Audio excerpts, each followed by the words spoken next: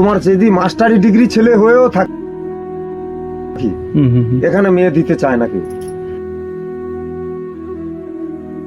ঘোড়ামারা দ্বীপের আসল যে চিত্র ঠিক এমনটাই। প্রত্যেকটা মুহূর্ত এই যে জলোচ্ছ্বাসে মানুষের জীবন, মানুষের সব কিছু ভৌগোলিক পরিবেশ সবটাই কিন্তু পাল্টে যাচ্ছে ধীরে ধীরে। এই যে কী পরিস্থিতি, একটা সময় এখানেও কিন্তু বাড়িঘরদর ছিল, এই গাছপালা দেখে বোঝা যাচ্ছে জনবসতি। তো এখানে সেই জায়গায় দাঁড়িয়ে মানুষ কিন্তু এখানে থাকতে পারছেন না।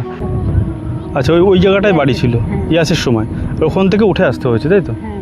আর এর আগে ওইদিকে ছিল নাকি? এটা ৬-৭টা বাড়ি লাগতে হয়েছে বলছি যে ৬-৭টা বাড়ি পাল্টাতে হয়েছে। ও আচ্ছা, কোনো হয় না। এই যে মেঘলা হয়েছে দাদা, আপনি এটুকুনটা ভাবুন না, মেঘলা হয়েছে, দেখা গেল যে 1 ঘন্টা আলো জ্বালানোর পরে আর আলো জ্বললই না, কিন্তু দরকার। তখন এই মোমবাতি জ্বালিয়ে ভাত খাওয়া হয় কিংবা জীবনীটা কাটানো হয়। তাতে নদী কত দূরে ছিল বলতে গেলে, যে ওই যে গ্রাম দেখা যাচ্ছে, হ্যাঁ হ্যাঁ, বলতে গেলে গ্রামের গা। আচ্ছা, মানে ওই গঙ্গাসাগরের কথা বলছি, সাগরের কথা বলছি। ছোট ছিল। এইখানে আমার বাবার বাড়ি, এইখানে আমার জন্ম, এইখানে সব। আমরা দেখছি জ্ঞান পড়ায় থেকে ওটা কাছাকাছি ছিল, আরো ঘর বাড়ি ছিল, লোহাচড়া বলে। লোহাচড়া দ্বীপ ওটা তো শেষ পুরো? হ্যাঁ, ও পুরো শেষ।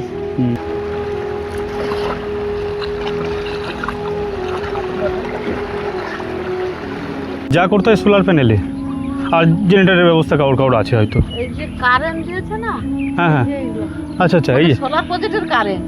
আর একজন দিদিভাই আসছে হুড়োতাড়া করে, এই তো বাজারের দিকেই যাচ্ছেন। দিদিভাই কোথায় যাচ্ছেন? কাকদ্বীপ। বাকি এখানেই বাড়ি ঘোড়ামারাতে? আচ্ছা আচ্ছা, মানে প্রতিনিয়ত এইভাবে যেতে গেলে এইভাবে যাতায়াত করতে হয়? আচ্ছা আচ্ছা, তো খুব দরকারি যে কাজগুলো থাকে সেগুলোর জন্য কিন্তু কাকদ্বীপ যেতে হয়। আর প্রতি মুহূর্তে মানুষ কিন্তু একটা আতঙ্কে কাটান, আর সেই জায়গায় দাঁড়িয়ে আজকে এই ঘোড়ামারা দ্বীপে চলে আসা, যেখানকার মানুষ কেমন আছে, এখানকার ভৌগোলিক পরিবেশ কী সেগুলো দেখবার। তো প্রতি মুহূর্তে একটা নতুন বিষয় কিন্তু আসছে। দেখো প্রত্যেকটা বাড়িতেই ছোট ছোট এরকম কিন্তু পুকুর করা আছে, যারা মাছ চাষ করছেন। এখানে একটা সুন্দর ব্যবস্থা কিন্তু আছে, যেটা শুনলাম যে ইলেকট্রিকের ব্যবস্থা নেই, ঠিক আছে। তো ইলেকট্রিকের ব্যবস্থা মানে অন্য ব্যতিক্রম কিছু যদি রাখা যায়, সেটা হচ্ছে সোলার প্ল্যান্ট কিন্তু বসানো আছে একটা মাঠের মধ্যে। ওখান থেকে কিন্তু প্রত্যেকটা বাড়িতে আসে টাইম টু টাইম, যেমন জলের টাইম আসে সেরকম কিন্তু এখানেও টাইম টু টাইম আসে। তাছাড়া বাড়িতে যখন খুশি ব্যবহার করতে পারো। এটা একটা বিকশিত ভারতের একটা কিন্তু নমুনা আপনাদের দেখালাম। হয়তো এখান থেকে সেরকম ব্যবস্থা নেই, যে ব্রিজ নেই, কিন্তু তবুও সেই জায়গায় দাঁড়িয়ে যে বিকশিত যে ভারত যে বলছে সব প্রত্যেকের বাড়িতে আপনারা ইলেকট্রিকটা একটু সাশ্রয় করুন। কেন্দ্র সরকারের প্রকল্পের মধ্যে একটু পরে সোলার প্ল্যান্ট, তা সোলার প্ল্যান্টের কিন্তু এখানে ব্যবস্থা করা হয়েছে। বেশিরভাগ দ্বীপগুলোতে এরকম দেখা যাচ্ছে। তো একটা ভালো বিষয়, বিকশিতর দিকে কিন্তু এগোচ্ছে, মানুষের কিন্তু একটু ভালো সুযোগ সুবিধা পাচ্ছেন। আর এই একজন দিদিভাই মনে হয় যাচ্ছে, কি মিন ধরতে যাচ্ছে নাকি?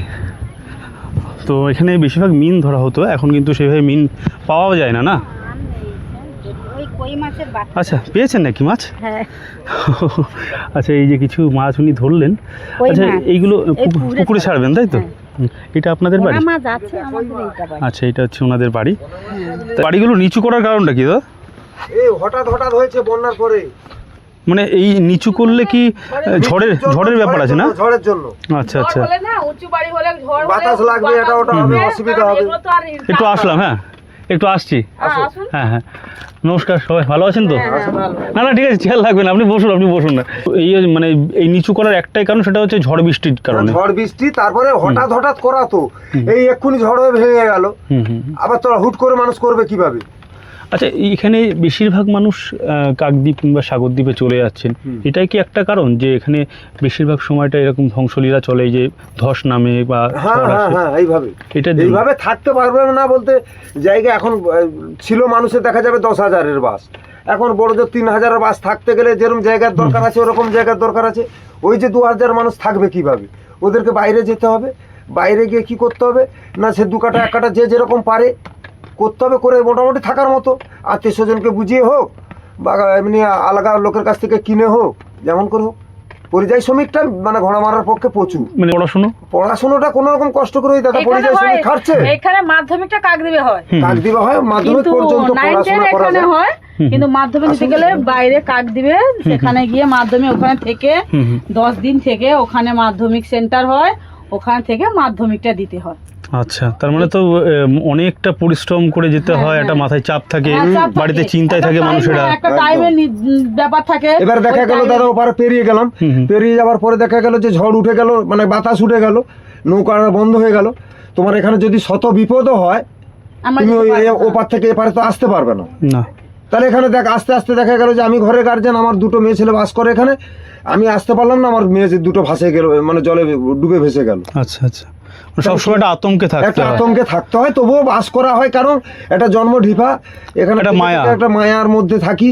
এই জন্য যাক ভেঙে যাচ্ছে, একটা চড়ার মতো ভেঙে গেলে কি হবে, আছি মোটামুটি এইভাবে করে কোনো রকম করে আছি। কোনো একদিন যদি পারি। এবার ওইদিকে এখন খাটাখানি করে হুটহাট করে তো দাদা কেনা না, যাবে না, এত হয় না। টাকার মূল্যের জিনিস ওখানে দেখা যাবে 12 লাখ টাকা করে জায়গার বিঘা। আমি কি এক কাঠা কিনতে গেলে আমাকে কত লাখ টাকা রোজগার করতে, সারা জীবন এইভাবে যদি ডুবে হাওয়া খাই, আবার রোজগার করে এনে জমা করতে হবে, কিনতে হবে। এই আপনার মুখ দিয়েই শুনলাম যে এখান থেকে টাইম টু টাইম যেটা লঞ্চের ব্যবস্থা আছে, ওই অ্যাক্সিডেন্টলি কোনো ঘটনা ঘটে গেলে তখন তো আপনাদের নিশ্চয়ই অন্যরকম ব্যবস্থা নিতে হয়। অন্যরকম ব্যবস্থা বলতে ওই মানে তখন ওই ভাড়া একটা মানে রিজার্ভ করতে হবে। এখানে আরও তো নৌকো আছে, ওই সব নৌকো যদি ভাসান থাকে কিংবা মানে জলের মধ্যে থাকে, কিংবা না জলের মধ্যে না থাকলে তো সে যেতে পারবে না। অন্য কোনো ব্যবস্থা বলতে ওই নৌকো ব্যবস্থা করেই যেতে হবে, সেটা বেশি পয়সা। বেশি পয়সা, হ্যাঁ। যেখানে 15 টাকা যাচ্ছে সেখানে 1,500 টাকা, 1,500 টাকা কম্পালসারি, 1,500 টাকা, ঠিকই ধরেছেন। আচ্ছা আচ্ছা, মানে বিষয়টা এরকমই দাঁড়াচ্ছে যে আমরা সঞ্চয় যেটা করছি তার থেকে 3 গুণ বেশি খরচ করতে ধরুন হচ্ছে। আমার বাড়িতে একটা ডেলিভারি কেস আছে। হ্যাঁ, আমি এই কথাটাই খুব লাগে যে ডেলিভারি কেস প্রেগন্যান্সি যারা মহিলারা আছেন, এবারে মাস চিকিৎসা যেভাবে হওয়ার কথা হচ্ছে, কিন্তু দেখা যাবে যে বড় ঘটনা কিছু একটা হচ্ছে, বড় ডাক্তারবাবু দেখাতে হবে, বা পেটের ছবি একটা করতে হবে, বা কিছু করতে হবে, তখন আমাদের কাকদ্বীপের মাধ্যমে যেতে হবে। ওখানে গিয়ে যাতে দেখা যাচ্ছে যে যেতে গেলে এবারে যেই সময়টা হচ্ছে বা প্রেগনেন্ট হচ্ছে, বাচ্চা হবে, যেই সময়টা হচ্ছে ওই সময়টা যেতে গেলে দেখা যাচ্ছে যে 2,000 টাকা তখন একটা নৌকা বাড়ি বলে বসছে। যেতেই হবে, ডেইলি চেকআপের একটা ব্যাপার, ডেইলি চেকআপের ব্যাপার একটা থাকে। এই সব সমস্যা আছে দাদা।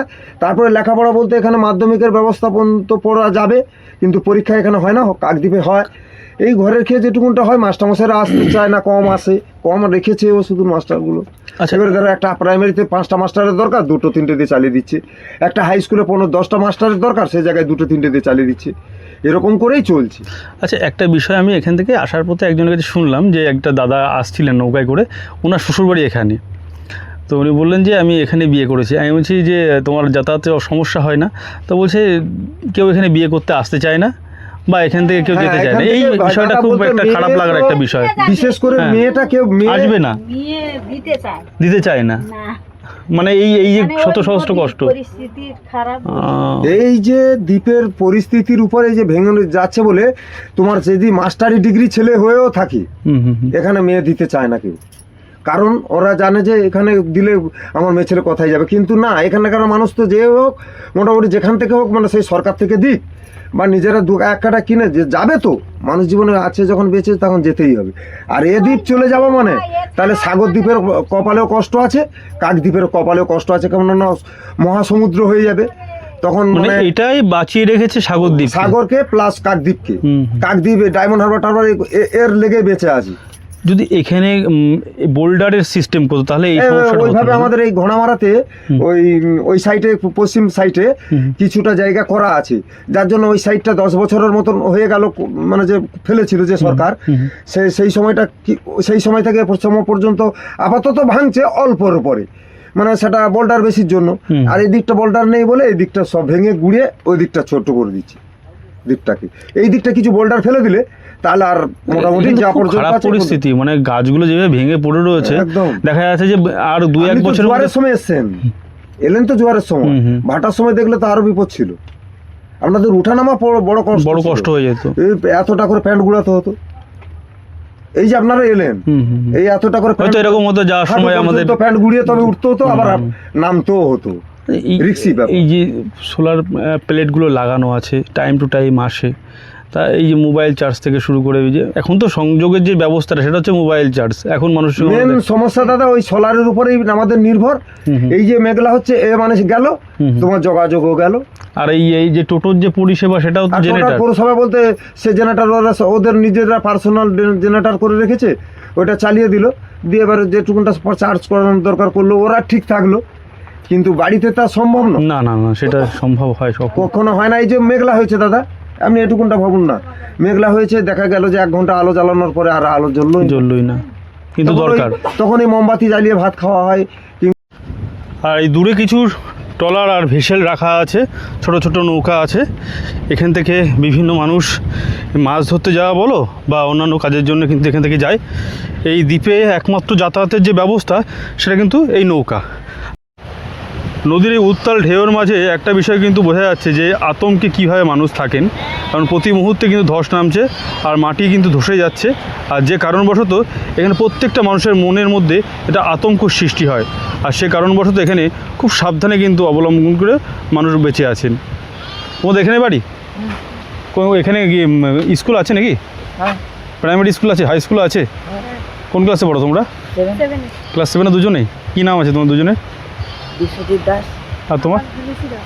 নিশি দাস। আচ্ছা আচ্ছা, তো দুটো ভাইয়ের সঙ্গে দেখা হলো। আর যেহেতু আজকে রোববার পড়া ছিল সম্ভবত, না? ছবি আঁকা ছিল। ছবি আঁকা ছিল, বাহ। মানে মোটামুটি সবই করো, খেলাধুলো করো তো? যে আমার চারপাশটার পরিস্থিতি কি দেখো, ভেঙে চুরে একাকার কিন্তু এখানে। আর সেখান দিয়েই যাওয়ার চেষ্টা করছি।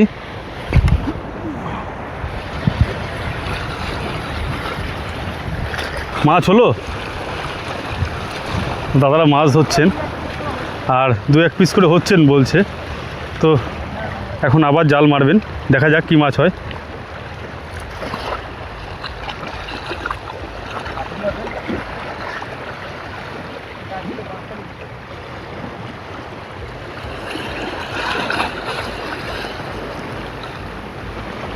আমার পায়ের কাছে এসে জল কিন্তু ছুঁয়ে চলে যাচ্ছে, মানে এখন ভাটার টাইম প্রায় চলে এসছে। আর সে কারণবশত এখানে কিন্তু জলোচ্ছ্বাসটা বেড়ে যাচ্ছে। ওই যে কিছু উঠেছে হয়তো।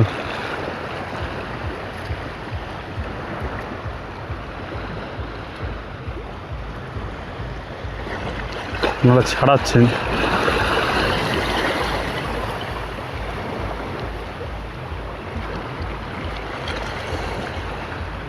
চিংড়ি মাছ হয়েছে, বাহ। 1-2 করে হচ্ছে সারাদিন, এরকম মোটামুটি হয়ে যায় না? যাক যাক, মানে পরিশ্রমের যে ফলটা পাওয়া যায় এটাই তো বড় ব্যাপার, না?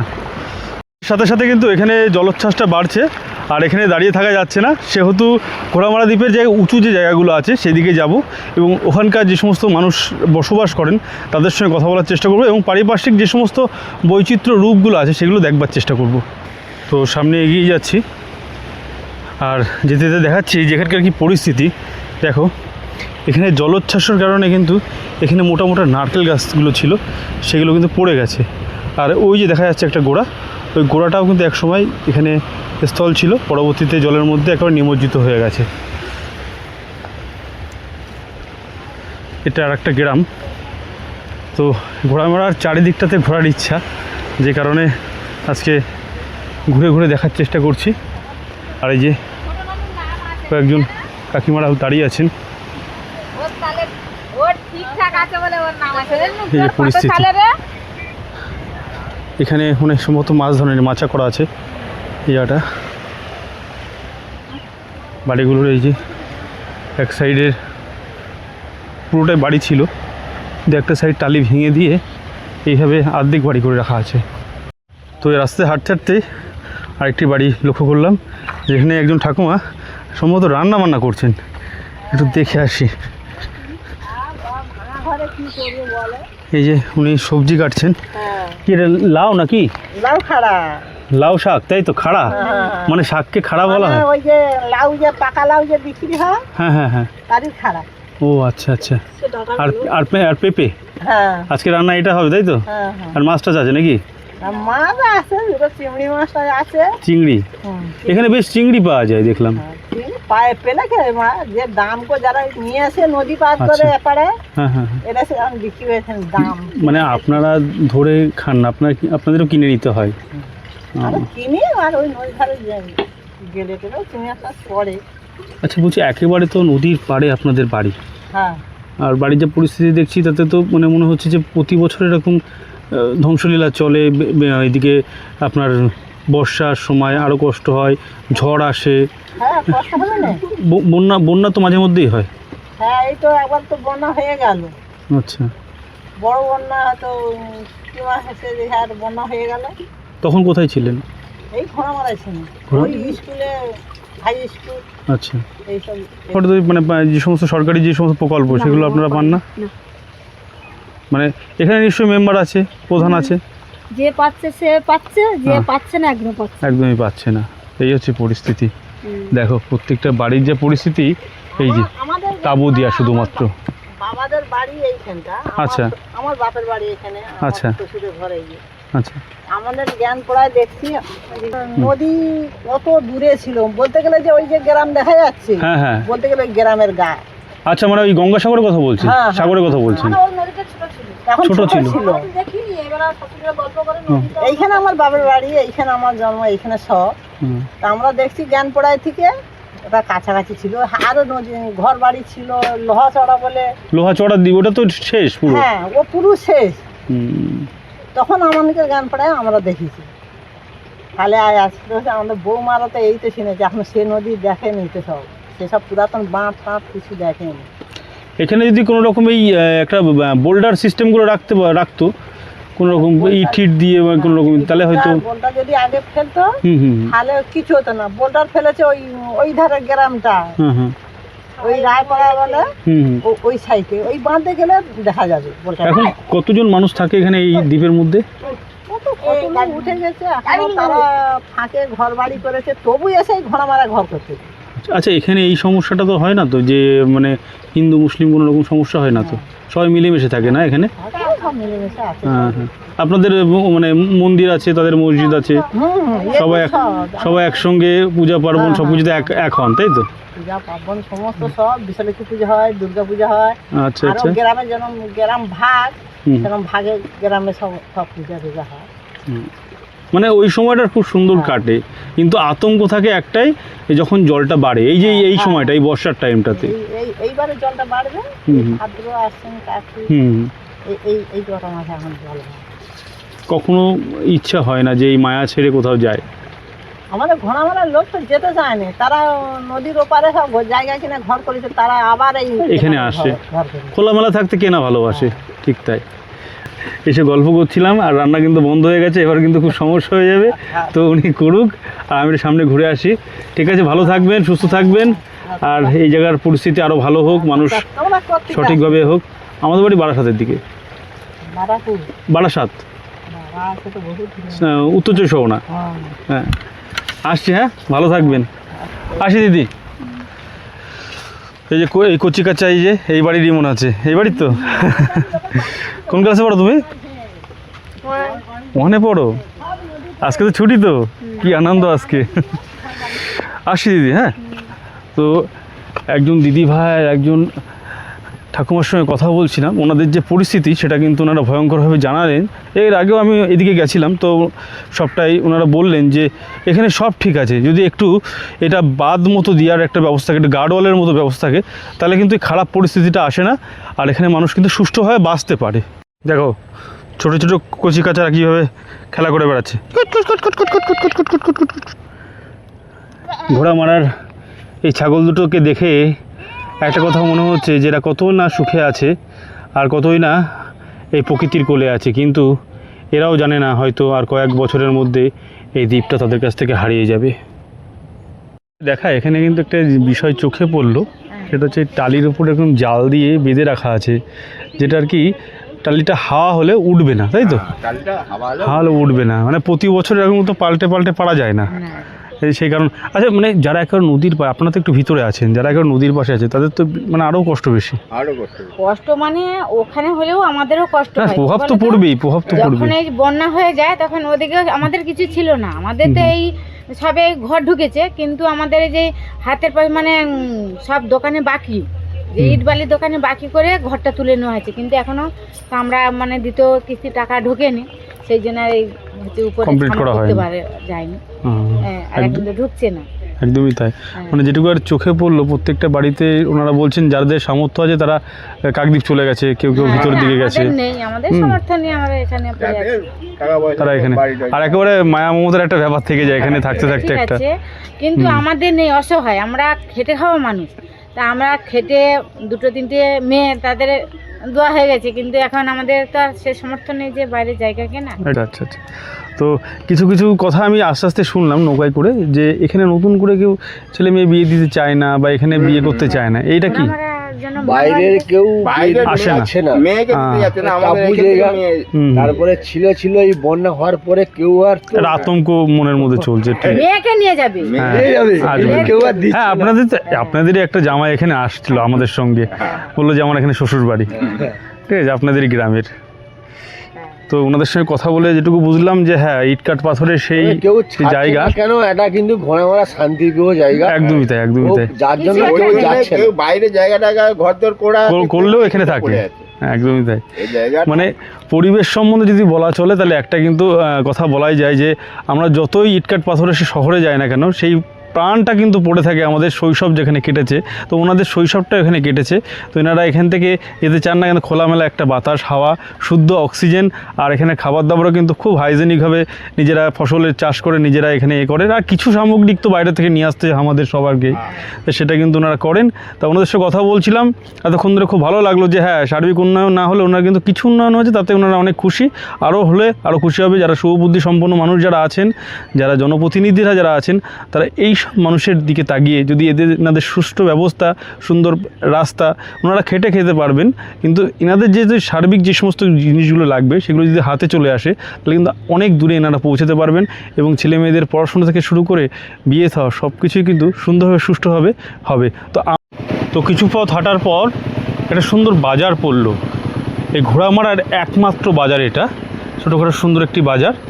আর এপাশে একটা মন্দির আছে, দেবাদিদেব মহাদেবের একটা মন্দির আছে।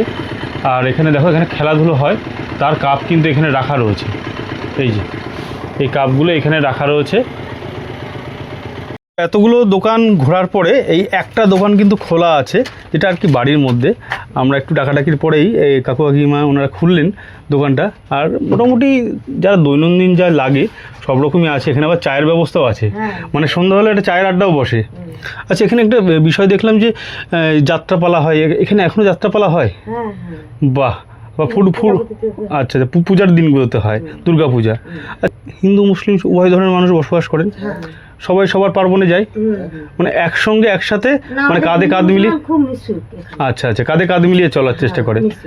আচ্ছা আচ্ছা আচ্ছা, বাহ, খুব সুন্দর একটা মানে সম্প্রীতির বার্তা, এটা তো খুব ভালো একটা বিষয়। বাহ বাহ বাহ, এখানে তো আসতেই চায় না, এখানে তো মানে মানে মেয়ে দিতে চায় না কেউ, মেয়ে দিতে চায় না। আমার মানে দ্বীপের মধ্যে একটা বসবাস, তাহলে কে মেয়ে দিবে? সবার বাবা মা চাইতে একটু ভালো জায়গায় দেবো। একদম, এটা মানে অসুস্থ হলে নিয়ে যেতে আমাদের খুব অসুবিধা, একদম তখন রুগী তোমার কেটে যায়। হ্যাঁ, আর সব থেকে বড় সমস্যা যারা মানে প্রেগনেন্সি মায়েরা আছে, খুব ওই কি করি জানো, 1 মাস আগে থেকে ওই ওপারের কোনো একটা আত্মীয় বাড়ি আশ্রয় নিয়ে থাকে। তার আত্মীয় বাড়ি নেই, না না না না, তাহলে ভাড়া থাকতে হয়। এটাই খুব অসুবিধা। আর যদি না থাকতে হয় তাহলে এখান থেকে আরো বেশি খরচ করে ট্রলারে করে যেতে হয়। আসে মানে প্রচুর মানুষ আসে না, প্রচুর দান ধান দিয়েছে, অনেক, বিশেষ করে খাবার জলটা দিয়েছে না, এটাই খুব উপকার। এই এখান থেকে জল, এতটা আমাদের মাথা চাপি জল, এখানে বন্যা হয়ে যেতে আমরা তো সবই ডুবে যায়, এই যে পিএইচডি যে করা সব ডুবে যায়। আমাদের 2-3 দিন ভাত হয়নি, 2-3 দিন খেতে পাইনি আমরা। যাক, সবাই মানুষ ছিল বলে একদম একদম একদম, যাক 2-3 দিন পরে হলো দিয়েছে, দিতে আমরা তো খেয়ে বেঁচেছি। মানে শেষ সময় যদি না দিত আমাদের লোকের যে কত অসুবিধা হতো, কত কষ্ট হতো, মানে আমরা একে অপরের সঙ্গে সবাই জড়িয়ে আছি। একদমই তাই। ওনাদের সঙ্গে কথা বলে খুব ভালো লাগলো, মানে সত্য কথাটা আমাদের বলতে বাদলো না, আর একেবারে পরিষ্কার হয়ে বললো সবটাই। ঠিক আছে, ভালো থাকবেন, সুস্থ থাকবেন, আবার কখনো সময় আসলে আবার ঘুরে যাবো আপনাদের এখান থেকে। ঠিক আছে, আসি। এই একটা বটতলা, এখানে সুন্দর থানও আছে, বেশ মা মনসার একটি থান, এখানে খুব সুন্দর পুকুর পাড়ে, এত সুন্দর পরিবেশ চোখে পড়ার মতো। যতদূর চোখ যাই ততদূর কিন্তু এরকম পানের বরজ দেখা যাচ্ছে ঘোড়ামারার বিভিন্ন জায়গায়। এখানে পানের চাষটা খুব হয় এখানে অন্যান্য ফসলের তুলনায়। অঙ্গীকার করছি মোরা গর্ব পরিচ্ছন্ন ঘোড়ামারা। দ্বীপের সম্পূর্ণটা ঘুরিয়ে ঘুরিয়ে দেখার চেষ্টা করেছি এবং ওখানকার মানুষের যে ভৌগোলিক পরিবেশ এবং সামাজিক যে অবস্থা এবং বৈচিত্র্যময় যে এই ঘোড়ামারার রূপ সবটাই কিন্তু ঘুরে ঘুরে আসলাম। আর ঘুরে এসে আবার যেখান থেকে শুরু করেছিলাম সেখানে এসে পৌঁছে গেছি। দেখো আমাদের সেই ঘোড়ামারা আর লট আর ফেরি সার্ভিস এখানে কিন্তু ফেরিটা দাঁড়িয়ে আছে, এখনও পর্যন্ত মানুষজন আসেনি, যার জন্য এখানে বন্ধ করে রাখা আছে। তো সামনে আর একটা কার্গো শিপ যাচ্ছে বড়, এটা সম্ভবত বাংলাদেশের কার্গো শিপ। আর জলোচ্ছ্বাস কিন্তু বেড়েছে। আর আমরা যখন এসছিলাম তখন যে পরিস্থিতি ছিল সেটা কিন্তু অন্যরকম ছিল, জলের পরিমাণটা অনেক নিচের দিকে ছিল। দেখো এখন কোথায়, এখন চলে এসছে কাছাকাছি, অনেকটাই জল বেড়েছে, মানে এখন ভাটা চলছে। আর এই দিকটা একটু দেখিয়ে নিয়ে আসার চেষ্টা করি যে কী পরিস্থিতি। দেখো এই যে জলোচ্ছ্বাস হচ্ছে, জলোচ্ছ্বাস হয়ে যাচ্ছে, ভেঙে চুরে একাকার। একটা সময় এখানে প্রচুর জনবসতি ছিল, আজ সেখান থেকে কিছুই নেই বলতে চলে। এই যে এইখানটা দেখলেই বোঝা যায় যে কী পরিস্থিতি। ঘোড়ামারা দ্বীপ এই নামকরণটি একটা বিশেষ বৈশিষ্ট্য ছিল। তার কারণ একটা যদি বলা যায় সেটা হচ্ছে একসময় এক ইংরেজের ঘোড়াকে কিন্তু বাঘ মেরে ফেলেছিল, তার থেকেই ঘোড়ামারা দ্বীপের কিন্তু নামের সৃষ্টি হয়। কিন্তু পরবর্তীকালে যে দেখা যায় এখানে কিন্তু অর্থনৈতিক এবং প্রশাসনিক দিক দিয়ে এই জায়গাটা এক উন্নত জায়গা কিন্তু ছিল। পশ্চিমবঙ্গের দ্বিতীয় টেলিগ্রাফ কিন্তু এখানে চালু করা হয়। আর এখানকার যে পরিস্থিতি, চারিদিক দিয়ে কিন্তু নদীসমূহ আছে, আর তার মধ্যে যে মুড়িগঙ্গা, বঙ্গোপসাগর ও অন্যান্য নদী যেগুলো আছে, আর মধ্যখানে এই দ্বীপটি অবস্থিত রয়েছে।